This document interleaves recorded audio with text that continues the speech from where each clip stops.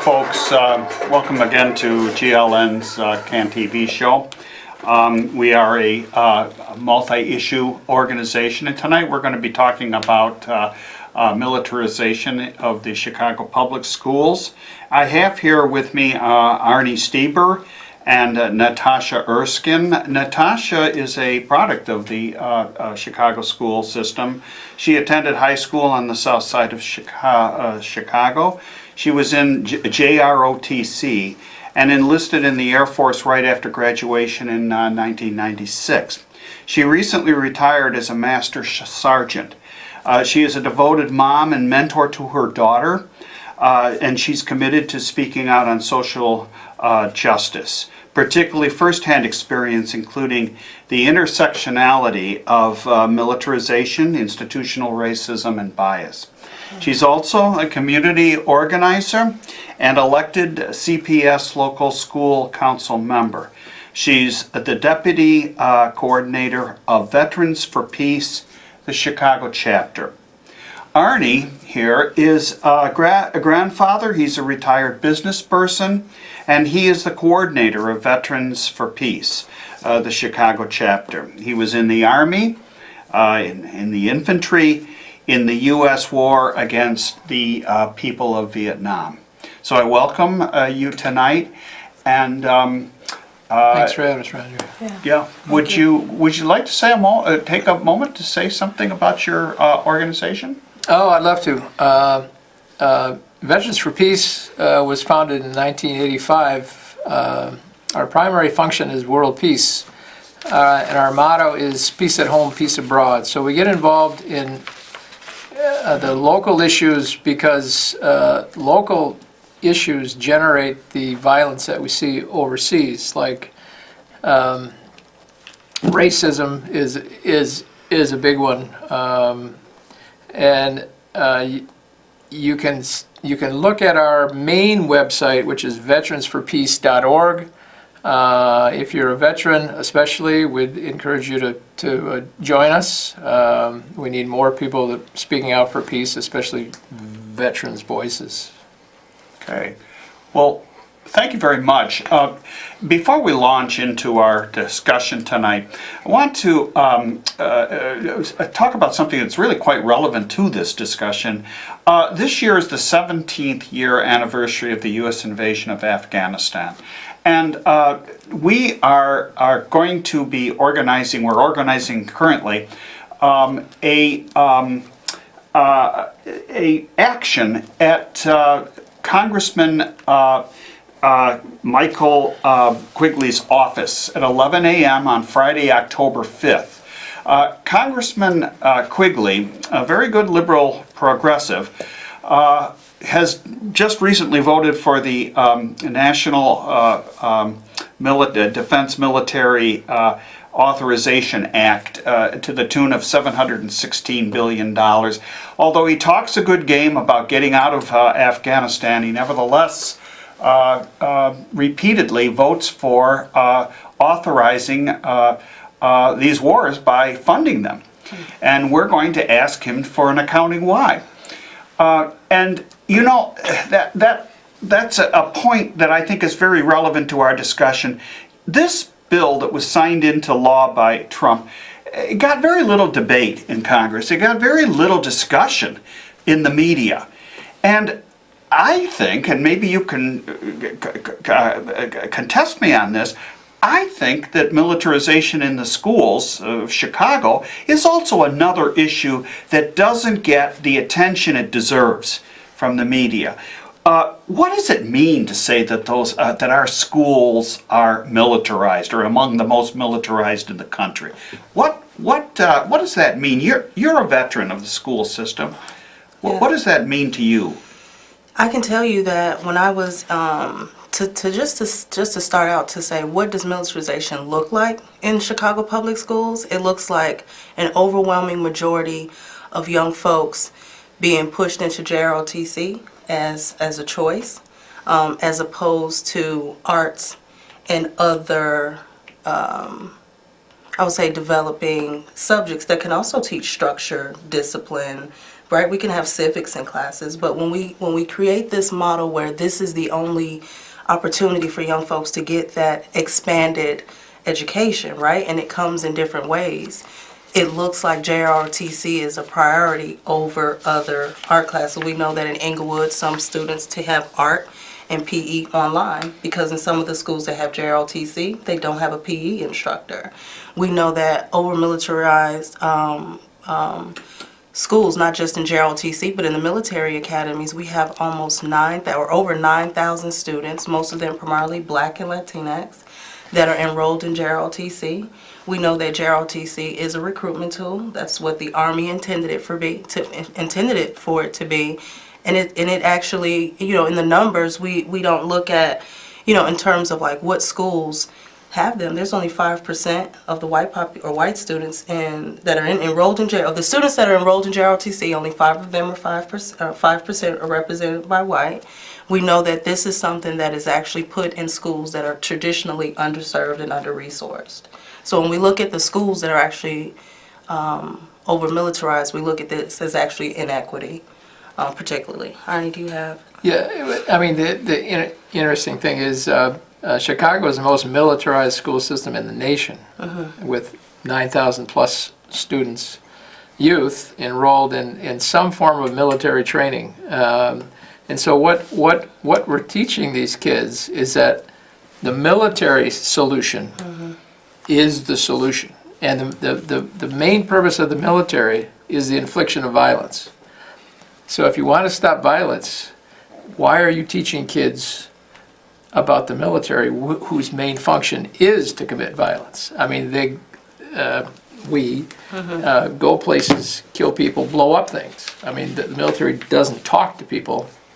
That's not their function. That's what the Peace Corps does. The military is all about solving problems with violence, and therefore these kids are learning through JROTC and all the paraphernalia that the military provides, like video games, that this is how we solve problems. So very devastating to youth.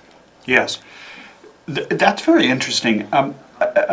Natasha, you mentioned something that their students are actually pushed into the program. It is formally voluntary, correct? I mean, a child does not, in entering as a freshman, does not have to join this military adventure, this so-called opportunity. Is that correct? And so while we've explored it through Freedom of Information Act, just trying to understand why some schools have 100% of their freshman classes enrolled in JROTC. We believe that's because there is no other option. There is no PE teacher. So in Illinois, you have to have JROTC or the PE credit towards graduation. So if there's no PE, let's just pause there, right? That there's no physical education. Yeah. And so the only pipeline for you to get that graduation requirement is through JROTC, which, by the way, that there has to be a certain number of enrollment for Chicago Public Schools to keep their JROTC. So we understand that there is a push, and we might look at it as voluntary, but if it's your only option. Yes. then And you that's need right. it for And you need it for graduation. For graduation. That's correct. I have some dated material, but I mean it's still relevant. A couple of years ago, a school named Foreman, a high school named Foreman, has an enrollment of 894 students. Of the ninth grade, 199 of those students, out of 199, were enrolled in JROTC. But by 12th grade, there were, it falls off. There were only 26 from 199. Does this show that over the space of time, and with each year, there seems to be less and less enrollment? Is that show that the whole system is not very popular? They're voting with their feet from being freshmen to sophomores, juniors? By the time they get to their senior year, they would have already amassed the credits that they need. I see. And so they tap out. And then, when we look at the popularity of JROTC, we also look at, like most people, or when we're starting to look at these numbers, the majority of students who are enrolled in JROTC might actually go out and do college. they might actually do a job. But we actually see the largest enlistment that comes like maybe 2 years post high school. So again, it's still a priming that we see that at least at some point, a good majority of those students still enlist in the military, whether we see it, track through the JROTC through the 12th grade. Yes. It's still the recruitment tool that we see that primes them for, at some point, selecting the military enlistment as an option. And junior ROTC gets special benefits. They send the kids on trips and they give them recognition and they march in parades. And even for the kids that don't join the military ever, they still have this positive feeling about, oh, I had a great time and I got a trip to Hawaii. Yeah. A normal kid doesn't get a trip to Hawaii, but if you're in junior, you might get that trip. Yeah. And so all these positive feelings about militarization are formed right in school. And I personally don't think that that's a very good way to teach kids. I'm very opposed to having military anywhere near youth. They're not old enough, for one thing, and they don't have the critical thinking skills. So we'd like to have the opportunity to give kids the other side of the story, to develop their critical thinking, and present what it's really like. Is it true that the federal government funds all of this? Is any of the funding for this militarization coming from from taxpayers in Chicago? So we did look at that, and if you look at the CPS budget for, I think it was fiscal year or school year 2017-18, it shows about $17 million on the CPS's dime. And so we don't know to what portion of that the Department of Defense actually reimburses CPS. However, the Army advertises that they reimburse the school districts 50%. And that includes the instructor's salary, that includes those nice trips to Hawaii, and the experiences that these young folks. Yeah, and the trips too are usually funded by other sources also. I mean, there's a number of groups in Chicago that fund junior ROTC separately from what other kids would get. The Union Club of Chicago is one of them. They put a lot of money in junior ROTC. Pritzker's put a lot of money into junior ROTC also. So there's a lot of extra money that goes in that other kids don't get, which is, again, not fair at all. Arnie, you were talking a little bit before the show about the difficulties you've had in being able to get into the schools, and the resistance that you're meeting to try to get a counter recruitment effort to give these kids some kind of opportunity to see that there's a different way to see the military. Right. That that we shouldn't be applauding obedience, and in fact emphasizing, as you said, critical thinking, challenging our leaders and so on. Can you tell our audience the kind of difficulties you're having and possibly what they can do to help, provide voices, voices for peace in our school rather than military? Well, we've been going to school board meetings for almost 6 years now. Every month we present our case, and about a year and a half or 2 years ago, we had them think about critical thinking, and it said, these kids are only hearing one side of the story. So we finally convinced them that it was a good idea, much to their chagrin. They couldn't counter our argument that we could, speak to the schools. So they conveniently threw up some roadblocks. One of them being, we had to be approved by the head of the junior ROTC, who we met with a couple times. But then you also have to be approved to speak in the school to junior ROTC classes by the junior ROTC instructor. Well, they don't want us in there, so that's a big block. And secondly, you have to be approved by the principal, which is fine, but the junior ROTC instructors are in the schools every day, they work there. So there's not a lot of incentive to have somebody from the outside come in and present an alternative point of view. And then there's the social stigma. The people who promote the military have done a very effective job of convincing people that you don't speak out against the military, no matter who you are. And we as veterans, we're in the military, so we feel like we have the obligation to speak out about the military. We don't speak out against particular people who are in the military, but the system. And so a lot of teachers are intimidated by having somebody come in and present a countercultural narrative to their students. They're saying, oh my gosh, these name-calling communist people or whoever they think we are, we're not rebel rousers, we're not, radicals. We're presenting an alternative view, which if you're into teaching kids to think, you should present an alternative view. That should be your prime mission in life. Have kids think. And let's be clear, when I was in JROTC in the 90s and a recruiter came in and kind of filled the gap from what I learned in class, and a recruiter came in and told me it's going to be just like this when you join. And I wish someone had told me the truth, right? It is not JROTC. It's not rifle drill. You are actually out with ammo, shooting to qualify. And at some point, that violence, right? And when you deploy, like the moral, emotional, and physical injury that is associated with military duty should be communicated to young folks who, quite honestly, may choose the military based on an economic draft. Like, we are very clear about that. We know that young folks in Chicago may join the military with the current employment while it's improving. We just know that that's a thing, and that's okay. We just want folks, the young people, to understand what's on the other side of JROTC and a military enlistment. That's really what we want to be able to provide to these young folks. Sure. Yeah, and when you sign that contract, it takes away all your rights. There is no democracy in the military, and they've got you. They own you.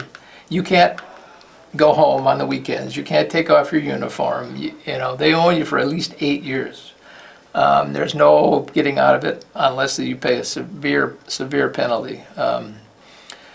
So kids don't understand that. They think, well, it's going to be like junior ROTC and it's going to be like a picnic. Well, when somebody owns you, it ain't no picnic. This is quite interesting. That I've heard the argument made that the Pentagon is the largest employer in the United States. You'll get training and you'll have a great job in the civilian workforce when you leave the military. You'll be very employable because you're a veteran. Recruiters are notorious for lying. Yes, sir. And even worse, perhaps not telling fully the truth. That is, leaving whole areas blank, not informing. Can you talk to that? How were you, particularly Natasha, how were you misled? I actually had a great recruiter who shared a lot with me, but I know that's not the norm. But I will just tell you that this is where the inequity comes from. I'll talk about the Air Force. There are jobs or career fields that are still greatly segregated, that black and brown folks are predominantly classed into. Those jobs don't resonate to civilian sector jobs. Those jobs are overwhelmingly logistics, transportation, which actually move the world, but when you look at the skill set, there's a huge disparity in terms of promotion, which you have to start thinking about. That's where I saw a lot of the racial inequity was sometimes the jobs that you were put in, they weren't highly promotable positions. And so when you're getting out and you're looking at resumes, you'll start to see, well, why is the veteran, the black and brown veteran, unemployment rate so high?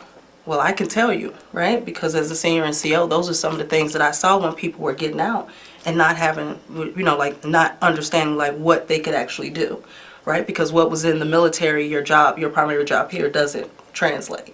So there's a big difference, and just look at the veteran employment, where you could probably see that that's just not where it resonates. And when I see that over 90%, 94% of those in JROTC in Chicago are Black and Latinx, it really pushes me to want to talk to these young folks. And that's something that's not popular. It's not easy to talk about, but it's something that we should be talking about. So if it's a discussion that I can have with, say, a parent talks, I want that parent to know that when you talk to the recruiter, you should be asking your recruiter, my son or daughter qualified for a certain position or medical field. That's what I would want to make sure that that actually happens. And that's type of stuff that you can only get if we can actually have conversation with people. We know that folks are going to go into the military, but we can arm you with some information that can definitely be, positive gains in your career. Can a recruiter talk to a student without the permission of a parent? Yes, and actually we're looking at readdressing that. CPS does have an opt-out form, but it's a needle in a haystack. You have to look for it to find it. So we're going to actually help bring that information out. But there's an opt-out form that you can check off to say no military recruiter will contact my child. And then there's also one for college recruiters. So, if you check out an opt-out form, it's usually due around November, December of each school year, and submit that to the school system, no recruiter will contact that student. How does a parent get that? How does the parent go about obtaining an opt-out form? You can actually Google it, but we can actually put one on our, probably put a link to one on our website. There's a new one that just came out in July of 2018. We just got it within the last couple of weeks. So we can make that available. Or if folks want to contact us, we also have opportunity to do that, to share it. Yeah, it's fascinating that opt-out form. Some school systems around the nation distribute that as part of the parent packet. Chicago Public Schools, you wouldn't even know it existed. And so there's a way to keep the recruiters from contacting your kid, because the recruiters get through the No Child Left Behind Act.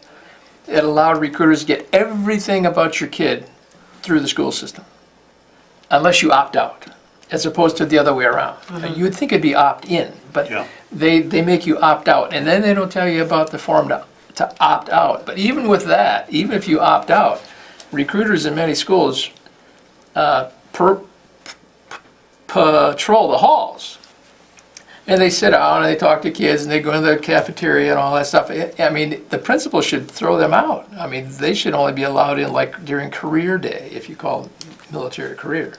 But they don't. They let them come in and go around. And of course, junior ROTC instructors are there all the time anyway. So you see them in their uniform, and the kids are indoctrinated every day. So the recruiting is like 24/7, for the military. Or you turn on a TV show or whatever, but it's always there. So there's not many voices on the other side, and we feel as veterans, people got to hear what we have to say. Exactly. Exactly. Well, what about the actual lies they tell? For example, the length of enlistment. If there's a war, isn't your enlistment then indefinite? They can keep you in, and also a careful study has shown that veterans are actually less employable in the civilian workforce by about 12 to 15% than the folks that don't go in to the military, and that's a result of perceptions that these people are damaged through post-traumatic stress disorder, or that they haven't been trained, as you fully documented and said. How again can parents and students be forearmed to press these recruiters to be more honest, to be more upfront about what's really true about the military? And that's what we talked about in terms of getting out to the community and having these discussions. So while school is also important, we like to have these conversations with families to help them understand what the enlistment terms are, particularly because CPS has a new program that's going to require a graduation requirement. Yes. Where students are either going to have to choose college a trade or military as a mandatory requirement as of the class of 2020. So current juniors will have to have a plan to graduate. So we want to be able to talk to families and say, if your son or daughter signs up for 4 years, that actually means 8, right? Because there's an inactive requirement. If your son or daughter enlists and there is a war, right? And so there is a stop loss, right? And so what do you do in those circumstances, and what are your expectations? And so that's really what we want to be able to communicate with folks. Well, thank you. Thank you so much. This has been most informative, and I know our audience will probably be very interested in pursuing this. Once again, I want to remind folks about the October 5th action at Mr. Quigley's office at down, I believe it's on Sheffield. And we are going to have a press conference there, and I believe the address there, if I can read it, 3223 North Sheffield. We'd like to invite you folks to join us as well. You have a lot of credibility because of being veterans, and again, I want to thank you.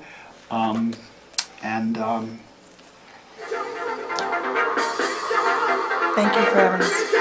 Yeah, good job. Thanks a lot.